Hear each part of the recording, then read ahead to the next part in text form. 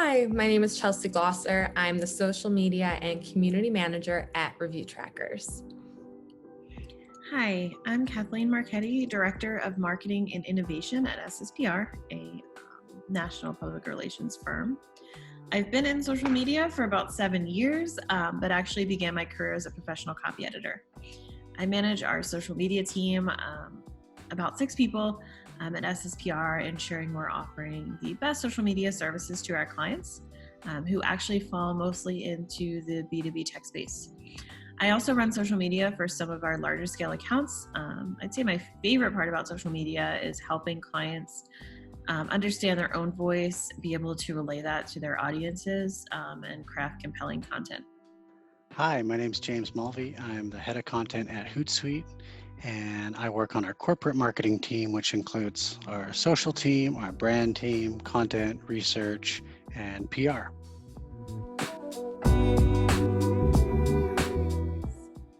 I think social media success really just goes back to your larger business objectives. So, for example, if you are trying to generate awareness, you're going to be looking at how many people engage with content, how many new followers you've gotten in front of, how many shares your content has had over a course of time. And then these brand awareness metrics actually are really important because they go back to any larger prospect goals that you might have, any larger lead generation goals that you might have, because ultimately you need to generate awareness in order to convert people in the pipeline. So if people are looking at you during their research phase and they go to your social profiles and they're engaging or they click on something and they like it, ultimately it's just building you as a more credible thought leader at the end of the day. I think a lot of it is just assessing what feels appropriate and what feels off. If it feels like it might be tone deaf, it's not worth publishing. You should really try and find something that's going to provide value and provide resource. And that's really how we pivoted on social, was finding those things that were going to be able to provide that real-time value and that connection with our customers. Honestly, ROI is so key to showing the value of social media. We report weekly, monthly, and quarterly. We also have been focusing on more valuable metrics like web traffic from social media, as well as engagement, versus some of those vanity metrics like reach and impressions. I'd honestly rather reach 5 of the right people who are interested in our content and our targeted audience than garner 100 likes from an audience that's not really interested or relevant to our efforts and ties back to the goals of the client.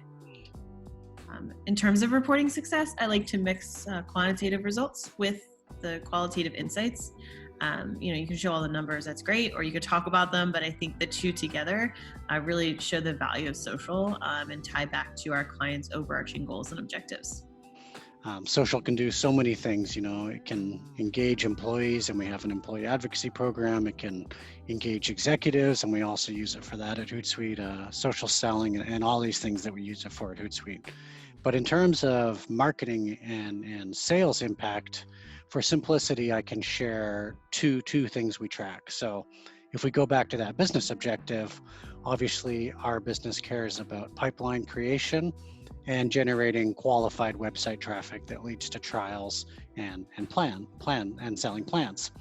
So in terms of website traffic and pipeline generation, we measure social's influence using different dashboards in Tableau that are assembled by our analyst teams. And these are part of like integrated campaign dashboards so that we can see social's impact among other channels, and we try to look at it from a holistic view. We also have a tool called Hootsuite Impact, which is good at showing more of the website and social data side of things. So if we want to drill into what content is bringing those content downloads or bringing that engagement, that tool is helpful for us. Looking forward to the next year, we've been more interested in this idea of tracking social's impact and brand's impact on branded searches. So we know that social and search engines work hand in hand together. If you have an innovative brand on social, generally you see a lift in product interest on search engines, and it's helpful to look at those two together as they are working in tandem. So we assign a dollar value to branded search, so that one search for Hootsuite, like a branded search for Hootsuite, is worth a certain amount, and then we can track how many increases we have, and we can assign a monetary value to the branded work and to the social media activations we might do at events and so on, so that we can be tracking that. Once we acquire a branded search, once we generate more interest on social and get people searching for the brand, our demand generation engine can kick in. It can take that branded search and convert it into a trial, into a lead, into an upsell, or to a paid plan. So pretty excited about that metric, and working closer with our demand generation teams, as I think those two things go hand in hand. And we always try not to measure social in isolation, but to let it sort of value shine through the context of other channels.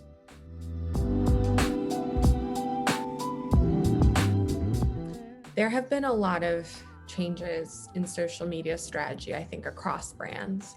Specifically for us at Review Trackers, when COVID-19 began, we needed to change our approach to being more customer-centric and retention-focused, and less lead gen, new customer prospecting focused. Honestly, audience demanded more authenticity than ever before since COVID began. Brands could no longer hide between those marketing fluff posts and sort of those, black hat marketing tactics. Audiences want to see human behind the brand. They want to know that there's people there, that what you're posting has meaning. It should be valuable. We can't just post to post anymore. It's sort of like that saying, I think it's from Bambi, if you don't have anything nice to say, don't say anything at all. The same goes for social media content. If you don't have anything valuable to say, don't post anything at all.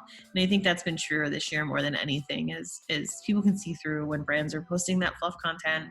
They want to make sure they're getting value from your social media posts. Otherwise, it's a waste of a follow. So social can play a role in sort of recreating some of those things that's missing from the customer experience right now. Particularly, things like Pinterest can inspire purchases, can bring back some of that discovery to buying and make it more fun. Live streaming can offer expert views of products that perhaps is missing when you have to stand 6 feet away from a helpful salesperson and ask questions behind a mask.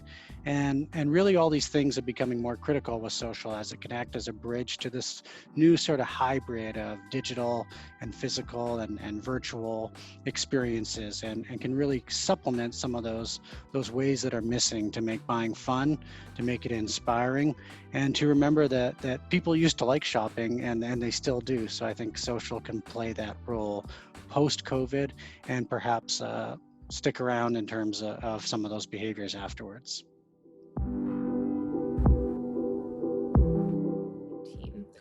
One thing that we did is we created a customer community group on LinkedIn. It's a private group that allowed our customers to join and connect with each other, as review websites have been changing some of their product details and updates. For example, Google wasn't pulling in reviews during the beginning of COVID-19. They had a delay there, and that's a big feature that our customers really rely on, is having those Google reviews come in and responding to those.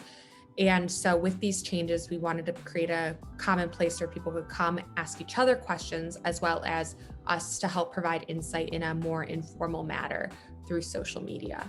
Honestly, 2020 brought that realness that we hadn't seen before on social media. But along with it came the trending cancel culture. Brands really had to remain cautious what they were posting, what they stood for, who they represented, who represented them, and the image they were sharing with the world.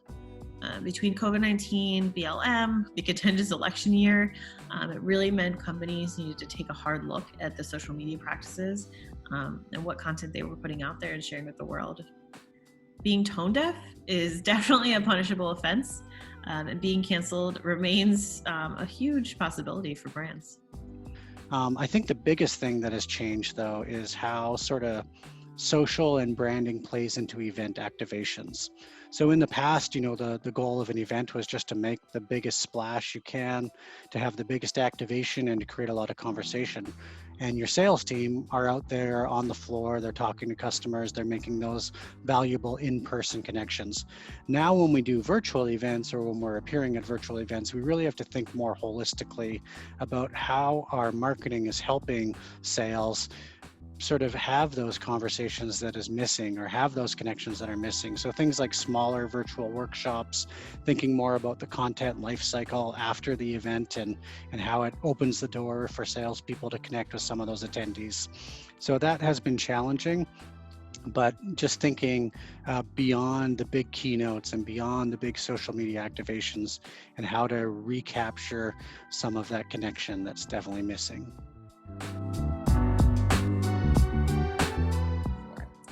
One thing that we started doing more of in Q4 is participating in Twitter chats. Twitter provides a lot of great insight on prospect behavior and conversations that prospects are interested in, because Twitter is just such a conversational platform. So we were able to actually have like one-to-one conversations with people who would be using our platform or in our industry and communicate on relevant topics, especially as they relate to COVID-19 and dealing with those different things that are happening today. Twitter chats have been really valuable for engaging our prospects because Twitter is just such a one-to-one communication platform compared to some other social media platforms. So we're actually able to ask questions, hear real answers, and create relationships that, while they might not turn automatically into a lead overnight, they are facilitating that awareness and that trust and credibility in review trackers when we have those conversations through Twitter chats, that they're likely to remember us and come back and visit us and learn more about our product when there is a time and place where they would need a solution like review trackers. We've actually started implementing more and more of that engaging content with interactive elements. Polls on Twitter, polls on LinkedIn actually have become really popular as well, especially when they come from a person. So a CEO of a company versus a brand, showing that you're engaged with your audience, you're interested in what their responses are, and then it also helps you, elicit those responses and get that engagement and those conversations started.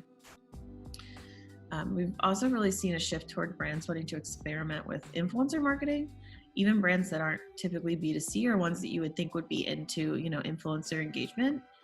We've seen a lot of our technology clients ask about influencer marketing, how they can get into that. And influencers are so much more than, a Kim Kardashian type. We're seeing influencers in all realms, technology, analysts, people wanting to, and essentially anyone who can, who has that clout and reaches your audience and will share about your brand. Showing real people, I think, in general is just huge. Supporting your brand, promoting your brand is a super value add in 2020. It really assists with your word of mouth marketing. But what stands out maybe is employee advocacy. We have a pretty big employee engagement and program where we use Hootsuite Amplify to push out content and for people to customize content. And we've seen that grow as a referral source, as well as we can see in the back end of our product, for our customers, it is also growing substantially. And it's also reflected in the surveys we do, where the role of employee advocacy in unifying the message for companies, especially as things are distributed and teams are further apart than ever before. Just a great way to keep people on message, to house content so that they can start conversations, sales can start conversations. And it also works well to complement our paid, so that we can put posts in that we know that are doing well in paid and put them in Amplify and so on. So definitely employee advocacy has grown and is showing up in the analytics in a big way when we do the campaign reviews and when we look at the bigger picture of results.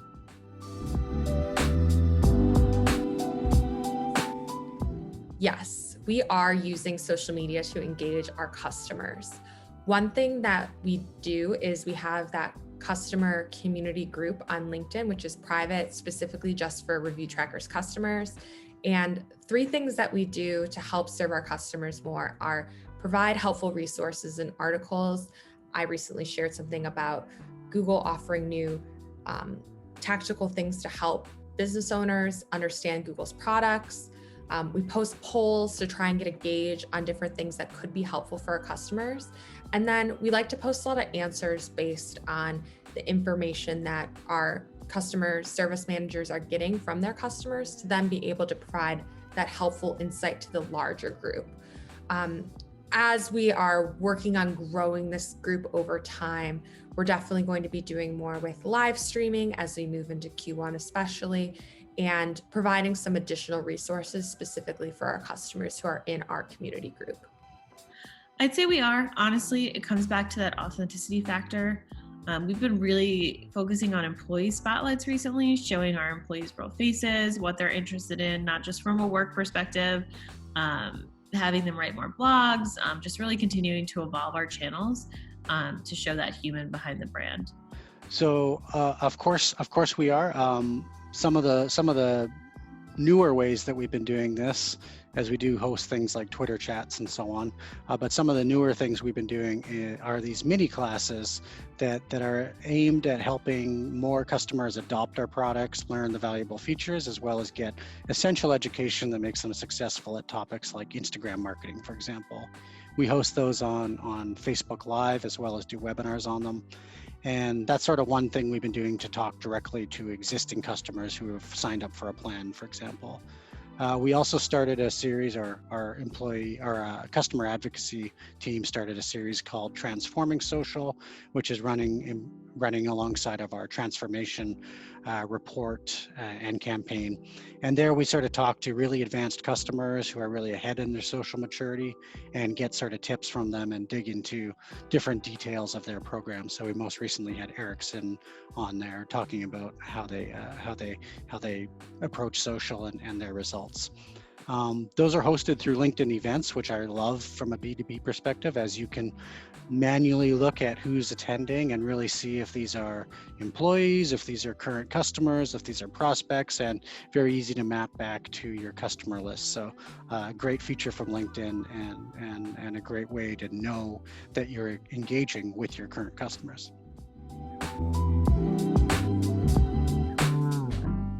Well, I think that they go hand in hand. They're not mutually exclusive. I think that any efforts you do on social media, regardless of what it is, there's brand awareness value. However, there is a great strong play for lead generation, especially being in a B2B business. LinkedIn lead gen ads are just a great, easy source for people to get, PDFs, short form content, and download it. It's, a really great lead tool if you have an ads budget. So many companies have stripped away ad budgets, mostly early in the COVID era, but because of that, if you did have an ad budget, you had a lot of great opportunity there because there are less people running ads. So there's just more space to play and, more opportunity to get in front of people because you're competing less for the same traffic. So with that, I would say definitely if you have a valuable piece of content, lead gen ads are wonderful on LinkedIn. And if you haven't used them before, it basically just allows you to put your information directly in the form. You don't have to go off to a separate page. It's great. And you can actually integrate it. So that information is sent directly to your CRM, HubSpot, Salesforce, whatever you use. And yeah, it's just a really sticky way to get your content in front of the people that matter the most. This question's tricky. It's really dependent on your industry and how far along your prospects already are in your marketing funnel. If your brand's relatively new or you're shifting priorities or focus going into 2021, then I would definitely recommend continuing along a brand awareness track, making sure that you're, getting these people in the funnel, showing them your services, hoping that they move, down the funnel towards the more lead generation content. I mean, conversely, if your prospects are ready to make some marketing decisions, I know a lot of prospects are making budgeting decisions now for 2021. And if they're further down your funnel, absolutely lead generation is key. We've seen a lot of clients already talking about marketing spend for 2021. They've been talking about it since Q3, honestly. So for those prospects, I definitely recommend more of a lead gen focus. I can tell you from a survey we just did of 11,000 plus marketers that almost every marketer is focusing on lead generation right now. It was listed as the top sort of social objective. So 73% of all marketers said that was their top objective for social. And if you compare that to last year, that's a 58% increase. So definitely a shift away from brand awareness and towards lead generation. However, personally, I'm a fan more of Mark Ritson's idea of a two-speed brand plan, which combines the short and the long-term plays, the tightly targeted stuff, and the brand awareness content. As the CFO of Pepsi put it, any idiot can do the short term, any idiot can do the long term. The trick is finding a way to make them both work together. And I think that is sort of the rub.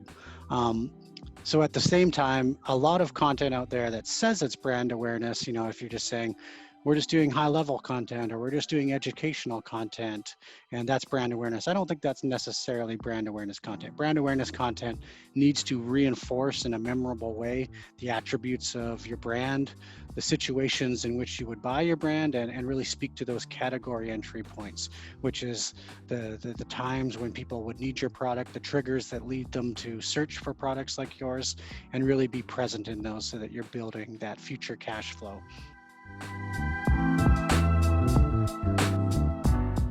Planning. I think Q4 and 2020 in general was new. We were trying to figure out how to, adapt in a very, very changing world. And we learned that people really do rely on social media to connect and to find community and to gather. And there's so much brand value there. And so I think we've proven, social media managers in 2020 have proven that yes, social is an extremely valuable part of any brand, and you need it to be able to get in front of your prospects, your customers. And frankly, it's just about, building that credibility as a whole. People want to go to brands that they trust. And when you're able to establish that trust, it helps make it a lot easier for your prospects and, potential customers to convert. So what we're really doing right now for Q1 of 2021 is we are thinking about what really went well in 2020, what pieces of content, and iterating on those. We tested a lot of things, tried a bunch of stuff. We noticed LinkedIn Live was something that has a lot of potential, so we want to dive more into that.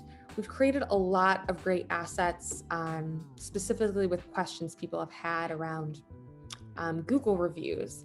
And so we really want to continue to dive into helping to answer those questions, especially about getting new reviews, how to use our Ask tool to get new reviews, and how to also just respond and handle review management. It can be really overwhelming sometimes. So those are just a few areas that we're really trying to dive into as we plan for Q1 of 2021. But I think ultimately one thing that we've noticed is video, short form video, graphic content, tips, really small nugget takeaways just tend to perform well. Because again, like I mentioned earlier, things that are easy that you don't need to think too much about, you don't need to read too much about, that's the stuff that really can inspire and grasp the attention of individuals. So trying to think with that mindset as much as possible as we're thinking about the new year is something that I personally have been prioritizing. For many of our clients, we actually made Q1 plans back in Q3 and 2021 overarching plans just to show that we're actively brainstorming new ideas and we're not caught off guard when the new quarter, the new year rolls around. Of course, in social media, especially this year, the landscape is shifting every day. So we're always trying to stay on top of new topics and trends. If there's new platforms our clients should be exploring, if there's platforms they're using now that maybe aren't as relevant anymore, really just understanding where their target market is and trying to, get into those conversations on social media. Ensuring they're really ready to pass go on January 1 is key. And that involves so many planning conversations, which we've actively done for ourselves as a brand. Just really, like I said, focusing on humanizing the brand in 2021, making Q1 strong.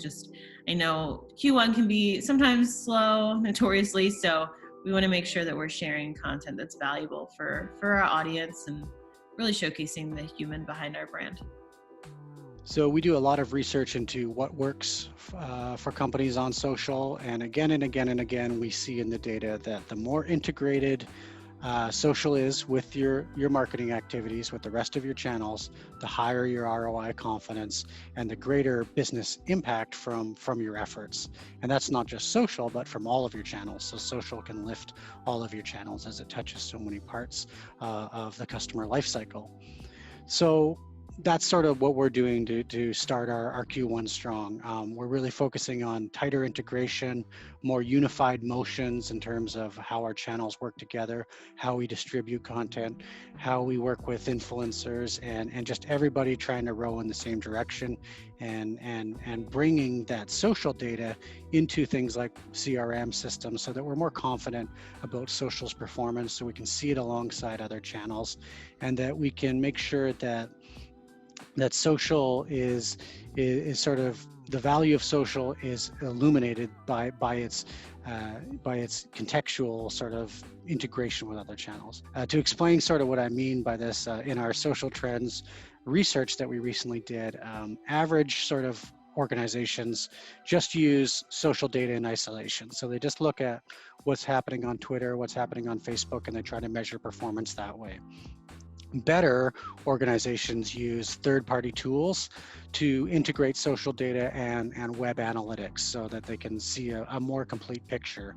And then the ahead of the curve organizations, the top 10%, they're really integrating social data with their web analytics, with their CRM, with their other business systems. And we found that 85% of organizations who do that, who have that holistic view, are much more confident in ROI, and they have just more mature practices across the board. So obviously we want to be ahead of the pack, and that's what we're focusing on. So we're working on that deeper integration of social data into other systems so that we can be better attuned to what customers want, how their needs are changing in the upcoming year. And basically always just trying to understand the motivations of our customers, the things that we can help them with, and how they perceive Hootsuite from a brand and from a social perspective. And this stuff always excites me, so I am very excited for the next year.